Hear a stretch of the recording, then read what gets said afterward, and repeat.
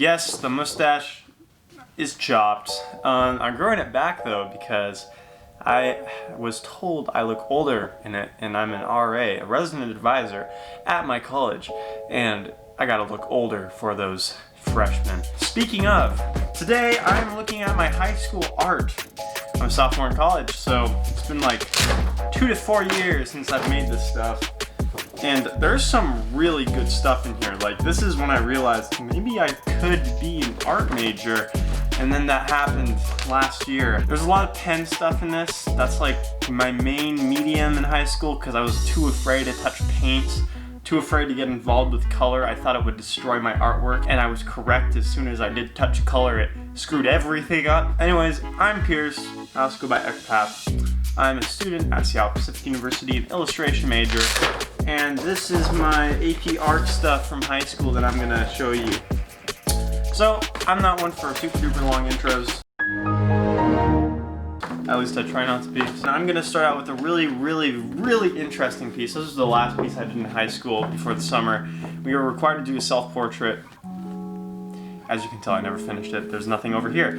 But I was gonna do a giant map with my face colliding with the roads. I'm gonna put it under here so you can get a better look at it, although it's not entirely in the frame. So this is a map of my Dungeons and Dragons world with my Giorgio Armani glasses and pretty good proportions actually. I screwed up on the eyes naturally, as the high schoolers usually do. This was an abstract I did. I was like, I'm gonna be an abstract artist one week, and I made this. Really in the maps in high school, as you can tell with the terrain.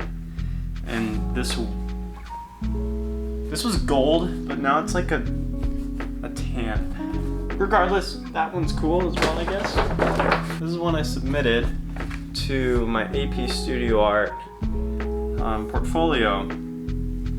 Took me very long. I was using a Micron 0.5 or 0.05. But overall, the composition's actually pretty decent here. All right, next one.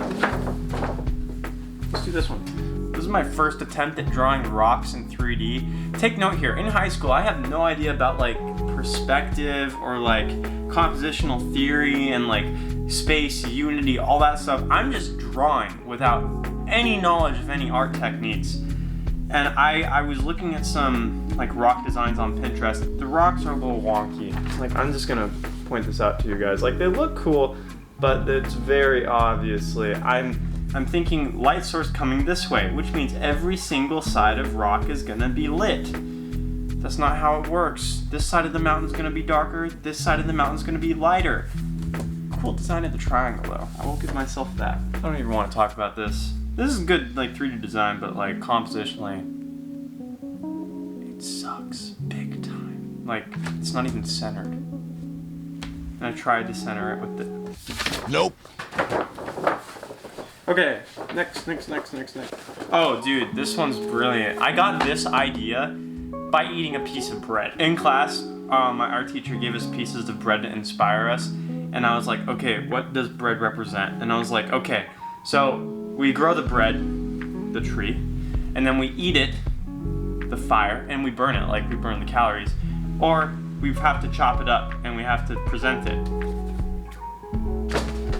This one is also really cool, good design. It works out well, just like with the composition and stuff, and like even this pink here is kind of nice, but I still feel like I'm not challenging myself very much with this. It's very much 2D design with the Tolkien mountains and a pattern I'm very used to. I did the pattern on my wall. Like, I've been doing that since high school. It's something I'm very comfortable with.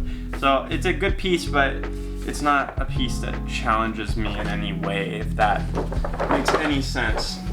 This one, yes, this one. So this one was my first attempt at a hand, like, in a good piece. Because I've drawn hands before in like my sketchbook, but I wanted to draw one that like really did look like a hand, and I spent probably 5 hours trying to draw that hand. I didn't practice beforehand.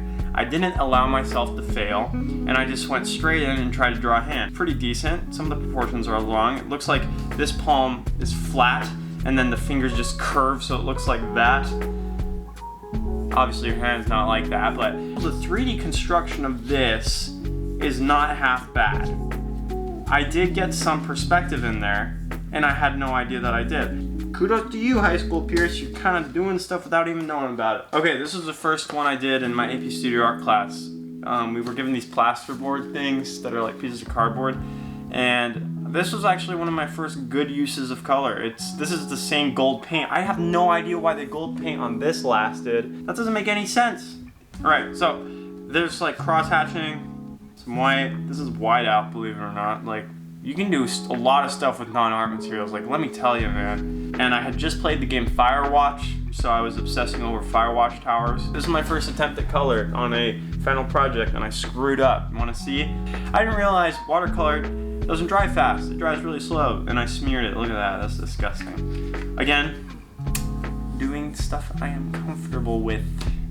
Challenge yourself, kids. And by challenge yourself, I mean go and search for things on the internet that are art theories, art techniques, and find other really good artists and examine them and dissect them and then try and copy them. Like, that's how you get better. You copy other really good artists, and then you copy other artists' techniques and combine them together and make your own techniques. That's just how it works. For my first attempt at a human body as well, I thought this was pretty good for a first attempt. I showed this to one of my professors at Seattle Pacific University, and they pointed out something to me that I did not even realize at first. They said, your plane, change the plane, change the game. And the idea of that is, once you change the plane to, like, from this flat plane of the stairs to this upward plane is either going to be darker or lighter depending on its positioning to this torch thing here. So, like, this part of the stair should be lighter than this flat part of the stair versus the vertical part of the stair. These last four are going to be my best ones. Thank you for sticking around. This one, I am very proud of this one. I was obsessing over the Great Wave. This is like one of the first times I was really trying to challenge myself and copy other really good artists. And I was looking at the Great Wave and trying to study how they did waves, and I realized it literally all it is a curve, like the golden ratio curve, that goes up into water droplets. And I didn't want to copy the Great Wave exactly with its spiky water droplets, so I did some research and found this style of water droplets that are almost like round. And what you do is you layer them inside of each other and then put some on a little bit of the outside, so it looks like it's splashing outward. This is the next one. This was a coin. It's for my D&D world, the city of Maycor, the dictatorship. This was my first attempt at stippling. So instead of using cross-hatching the shade, I tried to consistently use stippling, which is just like making dots with your pen over and over and over again.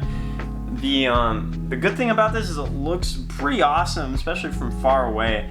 But the bad thing is it takes a long time. You can see I get a little lazy on the outside here and just start doing cross-hatching.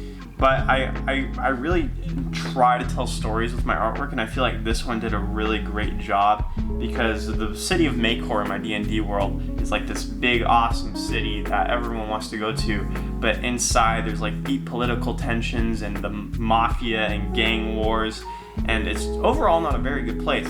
So I try to make this like flowery coin around one of the towers of Maycor, and then if you look really closely, okay, I'm gonna try and do this. If you look really closely, you can see there's thorns. All right, second to last one. I really love this one. I got this one actually shown at my high school art show. The theme of the week. Okay, this is another one that tells a story. This was for my D&D world, and the theme was tea. And our teacher gave us themes every week. Mrs. Riley gave us themes every week. This week it was tea. And I had the brilliant idea, why not make a tea shop? So I made the Axar Botanist. Axar was the direct proponent to Maycor, so they were rivals. And I was like, it'll be the Axar Botanist. Again, you can see me, I'm not really challenging myself. I'm not challenging myself to do 3D design. It's pretty much just 2D. The even cooler thing is what I did for the paint around this. You might notice it's like white in some places and not in others. I literally painted with tea. I thought it was such a brilliant idea. Like, painting a tea shop with tea for the week of tea. It's like Yeah, this is my second most proud piece of high school. The very last one. Okay, here it is. It's a map of my D&D world. I made this junior year, bro. I was very comfortable making maps. I've made several maps, and I was started out with a piece of printer paper, like 9.5 by 8.5 by 11, and I ran out of space. So I stuck another one on the bottom, as you can see, and then I ran out of space again.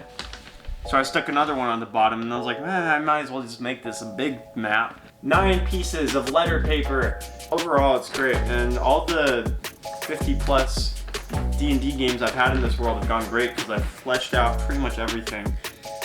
If you look really closely, I'm gonna put it back on the table now. Axar's right there, Makor's right there, Dictatorship, Democracy / Republic. These Cragline Mountains are what divide them, so they're pretty pissed off at each other because they're fighting over land. And then this is like the central hub area, and no one knows about these lands over here because this land is filled with frickin' monsters the size of dinosaurs, and then this land over here was almost destroyed and was like nuclear conquest by the dwarf wizards. I'm sorry, I'm getting really nerdy here. A lot's changed since high school. I'm less into the traditional fantasy and more into the more sci-fi, high fantasy stuff. Like, I read the entire Dark Tower series, and like, I'm making my own world with floating water tubules and turtles and talking bears and lots of really cool stuff. Thank you for watching. I didn't make the mural video because I ran out of time and going to college in 2 days.